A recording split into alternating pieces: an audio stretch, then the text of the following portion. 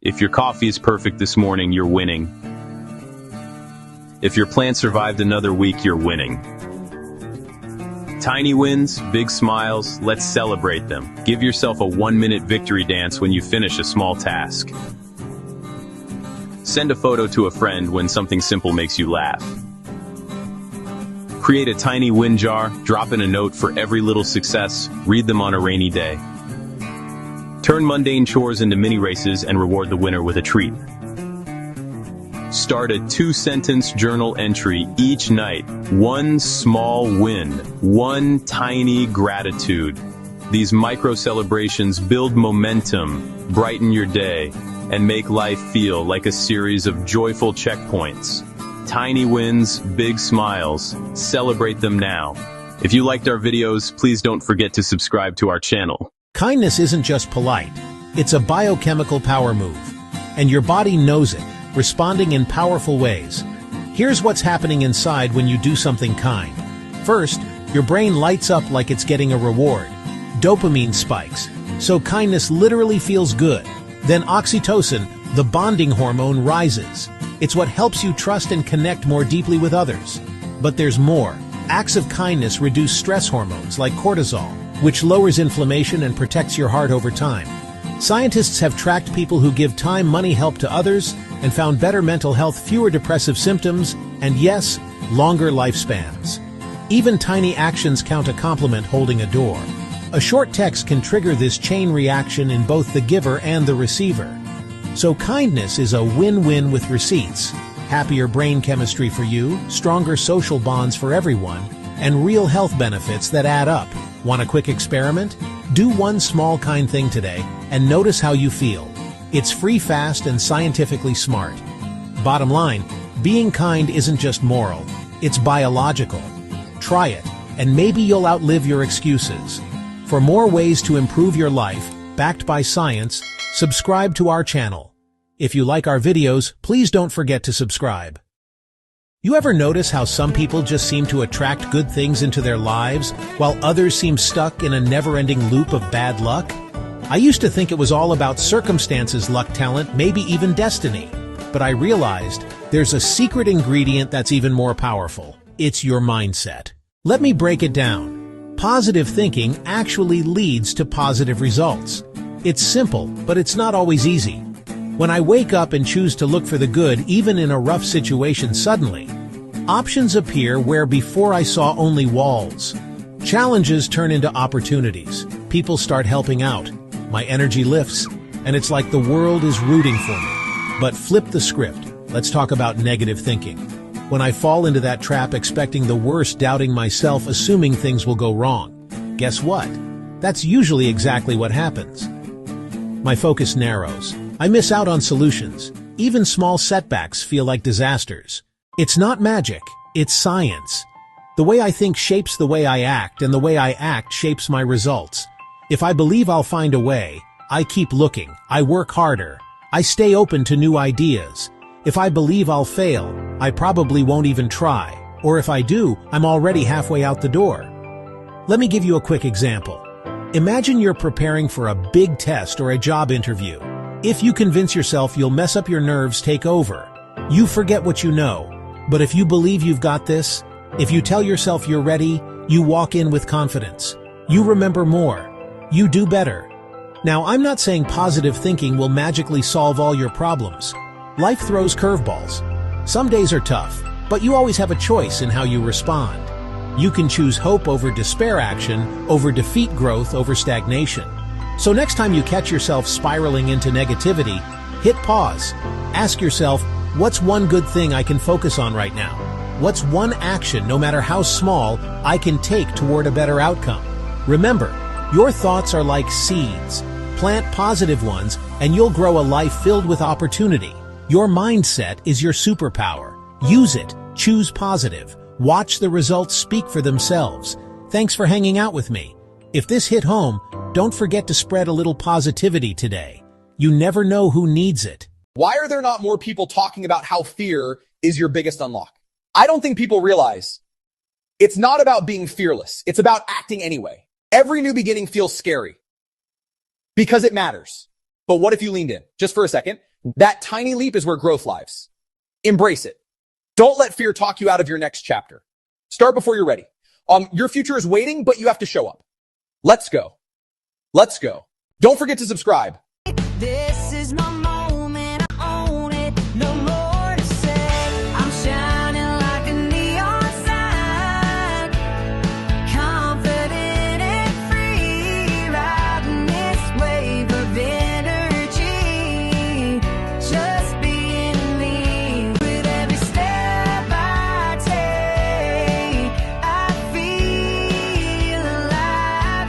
I can't doubt I'm in control. Casting all my fears aside, let my story unfold. This is my time, I climb, no need to ask why. Shining like a neon sign, confident and free, riding this wave of energy, being me. With every step I take, I feel alive. I can't hide. Country soul on fire. Got that confident ride.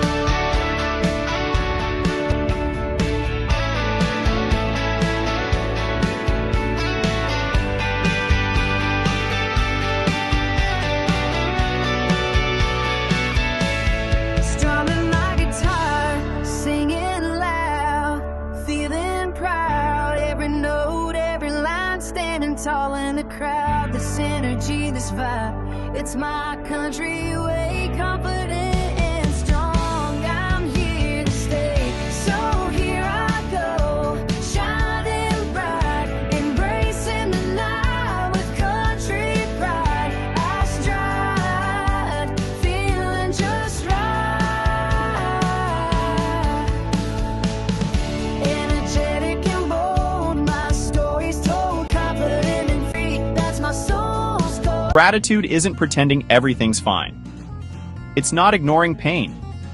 It's a mental workout that changes your brain, like push-ups for your mood. Here's the science. When I practice real gratitude, specific, felt, and shared, my brain releases dopamine and serotonin. My vagus nerve chills out, heart rate slows, stress hormones drop. Studies show people who do this sleep better, feel less anxious, and connect more with others. Not magic, biology. Another myth: you need a perfect journal routine. Nope, micro-gratitude works. 30 seconds can move the needle. The trick is specificity.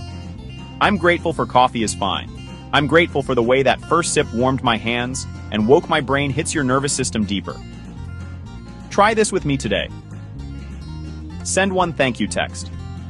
Name exactly what they did and how it helped you. Before bed, replay one moment and list 3 specific details: sounds, colors, words. If you're anxious, put a hand on your chest and say, "I'm grateful I noticed this feeling." That's gratitude for awareness, not for the problem. More myth busting. Gratitude is not toxic positivity. You can be grateful and angry, grateful and grieving. Pairing. This is hard with here's one thing that helps, builds resilience pathways. Your brain learns, I can feel this, and keep going. Make it automatic, habit stack. After I unlock my phone, I send one thank you.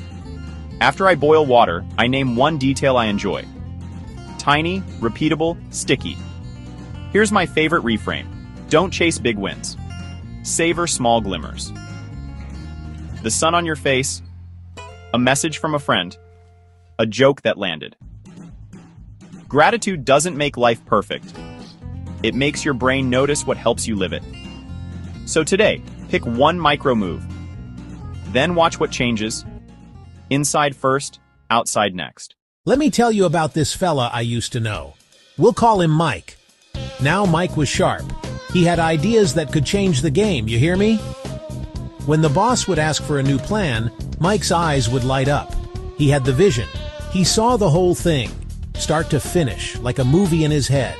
But then he'd get back to his desk and say those famous last words, "I got time.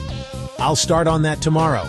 He was the king of tomorrow, the president of later, the CEO of I'll get right on it. He believed he worked best under pressure, but that's a lie we tell ourselves when we're scared to start. Tomorrow would come, and Mike would find something else to do.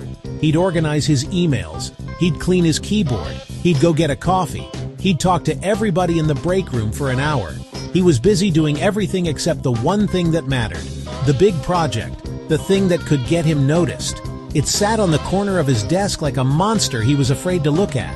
He'd peek at it, feel that little knot in his stomach, and then decide to tackle something easy instead. It felt productive, but it was just running in place. He was just spinning his wheels in the mud, going nowhere fast. This went on for days, which turned into a week. He told himself he was marinating on the idea, letting it get good and seasoned. But he wasn't marinating, he was hesitating. There's a big difference. Now, let's talk about what happens when you keep putting things off. Every time you say later, you're closing a door. Opportunity doesn't wait around. It's like a train. It pulls into the station, the doors open, the conductor yells, "All aboard!" If you're busy messing around on the platform, telling yourself you'll get on in a minute, that train is going to leave without you. And there ain't no guarantee another one is coming. Mike saw this happen all the time. A new project would come up, a chance for a promotion, and he'd think about it. He planned to raise his hand, but he'd wait just a little too long. He missed out on a big conference once because he waited until the last minute to sign up. By the time he got around to it, all the spots were filled. He told everyone, it probably would have been boring anyway. He missed a chance to network, to learn something new, to get his name out there. He was stuck at his desk doing the same old thing while his colleagues were out there making moves. Procrastination doesn't just steal your time, it steals your chances. It makes you a spectator in your own career instead of a player on the field. By delaying, you're choosing to live on a watered-down version of the life you could have. Sometimes that train leaves the station and you didn't even know it was there. A quiet conversation happened in the boss's office about who was ready for more responsibility. Because you hadn't finished that report you promised, your name wasn't even in the conversation. You can't get picked for the team if you haven't even shown up for practice. Lost time is one thing, but lost opportunities? That's a whole different level of hurt. So what happens when you finally do start? With the clock ticking like a time bomb, you rush, you cut corners, you do the bare minimum, you turn in work that's just, okay. You can't build a skyscraper in a weekend. You can't write a symphony in one night. You definitely can't produce your best work when you're fueled by panic and caffeine. Remember Mike's big project? He had that brilliant idea. The final version was a shadow of the original vision. Think about a chef. A great chef doesn't just throw ingredients in a pan, they take their time. They let flavors develop. They taste and adjust. That's how you get a masterpiece. When you procrastinate, you're a short-order cook in a greasy spoon. Slapping food out, yelling, "Order up!" There's no finesse. There's no pride. It's just about getting it done. The quality always suffers. Typos, missed details, logical holes you could drive a truck through. Not just work or school, it applies to everything. You put off cleaning your house, and now you have to do a frantic, surface-level wipe-down before company comes over. Quality requires time. It requires thought. It requires stepping away and coming back with fresh eyes. Rushing robs you of that process. You turn in a rushed project and you get meets expectations on your review, and you tell yourself, "Phew, I got away with it." But did you really? Period. Let's talk about stress. Some people will try to tell you they thrive under pressure. That's a bald-faced lie. Nobody thrives under pressure. They survive it. There's a huge difference. When you put things off, you're not creating a motivating challenge for yourself. You're willingly stepping into a pressure cooker and locking the lid. That little task that would have taken an hour calmly now feels like a monster. It looms over you. It steals your peace.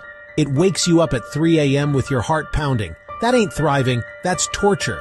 Every day you delay, the anxiety grows. It's a snowball rolling downhill. More guilt, more fear, more pressure.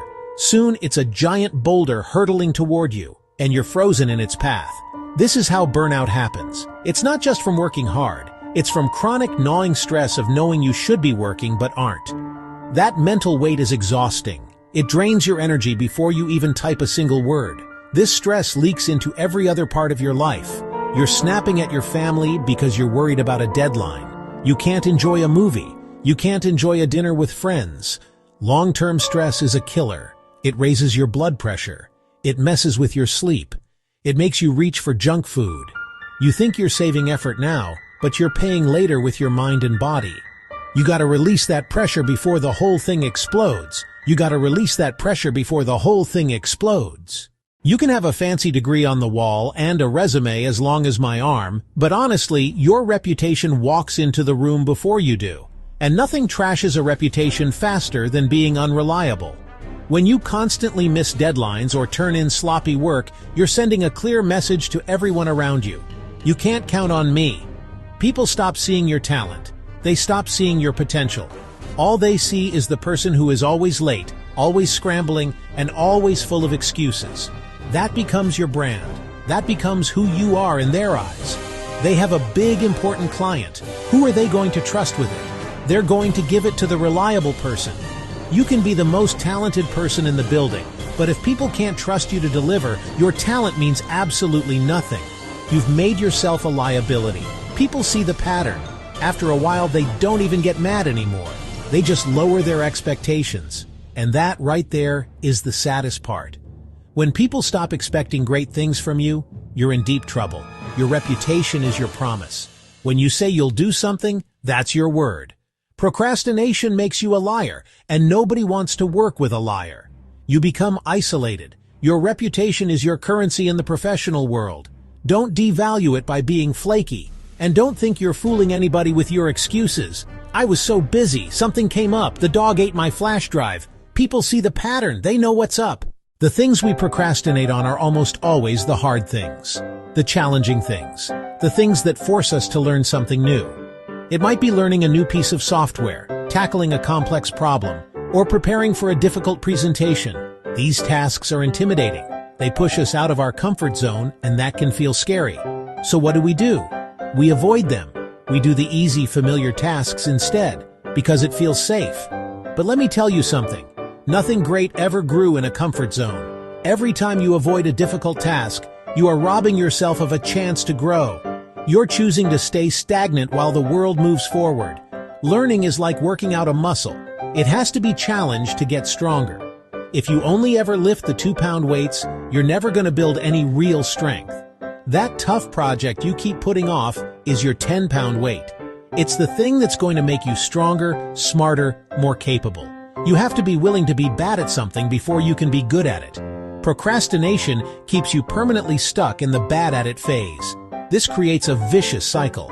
You don't feel confident, so you avoid tasks that require those skills. By avoiding them, you never develop the skills, which in turn destroys your confidence even more. You're digging yourself into a hole. You have to be the one to break that cycle. You have to be brave enough to face the challenge. You have to be willing to feel a little bit dumb for a little while, so that you can become brilliant later.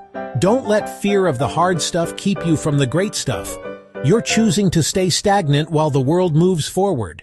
This constant cycle of delaying, rushing, producing mediocre work does something terrible to your spirit. It chips away at your self-confidence until there's almost nothing left. Every time you break a promise to yourself, I'll start that Monday. I'll get up early and work on it. You're teaching yourself that you can't be trusted. You start to believe the negative story you're living. You stop seeing yourself as a capable, talented person and start seeing yourself as a lazy, unmotivated procrastinator. You begin to identify with your bad habit. This is the most dangerous part of procrastination. It's not just about missed deadlines or the angry boss. It's about what it does to your soul. You start to internalize the failure. The little voice in your head, the one that's supposed to be your cheerleader, becomes your biggest critic. See, you did it again. You'll never change. You're just not cut out for this. After you hear it enough times, you start to believe it. You lower your own expectations for your life. You stop dreaming big because you don't believe you have what it takes. It's a prison of your own making, and procrastination is the warden, jingling the keys right outside your cell door. But listen to me. That voice is a liar. That feeling is not the truth. The fact that you feel bad about procrastinating proves that you are better than it. Every single day is a new chance to write a different story. You can start to rebuild that confidence, one small action at a time. All right, so how do we fix this thing? You don't climb a mountain in one leap. You do it one step at a time. You don't have to become a productivity guru overnight. You just have to start small. So small it feels ridiculous. The first step is to break it down. That big, scary project that's giving you nightmares? It's not one thing. It's 20 little things. Your job isn't to write the report. Your job is to open a new Word document and type a title. That's it. You can do that, can't you? You get a small win. Next, use the 2-minute rule. If a task takes less than 2 minutes, do it right now. Answer that email. Make that phone call. Put that dish in the dishwasher. First, it stops small tasks from piling up. Second, it builds momentum. You start to see yourself as a person who takes action. You get a little jolt of accomplishment, and that makes you want to do the next thing. You're retraining your brain to crave completion instead of avoidance. Another trick is to set a timer. This is my favorite. It's called the Pomodoro technique. You set a timer for 25 minutes and you work on one and only one task. No email, no phone, no snacks. You just focus. When the timer goes off, you take a 5-minute break. You did it. You worked for 25 solid minutes. This makes work feel like short sprints, not an endless marathon. Finally, create a real deadline and tell somebody about it. Tell your friend, tell your partner, tell your coworker. Now you've got accountability. You put your reputation on the line in a small way. It's not about shame, it's about support. Pick one tool. Start today. Start now. Look, I want to leave you with this. No matter how long you've been stuck in the procrastination trap, you have the power to get out. Today can be the day you decide to change. This can be the day you decide to change. It's not about being perfect. You're going to have days where you slip up. That's okay. Forgive yourself for the time you've lost. You can't get it back. Beating yourself up is like trying to drive a car by looking only in the rearview mirror. Turn your head, look at the road ahead, and start driving. Your past mistakes do not define you. Your next move does. Every choice you make from this moment forward is a chance to build a new reputation, a new set of habits, a new sense of confidence. Your potential hasn't gone anywhere. It's been there all along, waiting for you to clear away the clutter. Think of all the amazing things you can accomplish once you get out of your own way. Pick one thing you've been avoiding and take one small step. Open the document. Make the phone call. Write the first sentence. Just start. You are so much stronger than your excuses. You are more powerful than your fear. Your comeback is always stronger than your setback. Now go out there and handle your business. You got this. Your potential is waiting on the other side of starting. Make a promise to yourself. Just for today, don't put it off. If you like the video, don't forget to like and subscribe and share.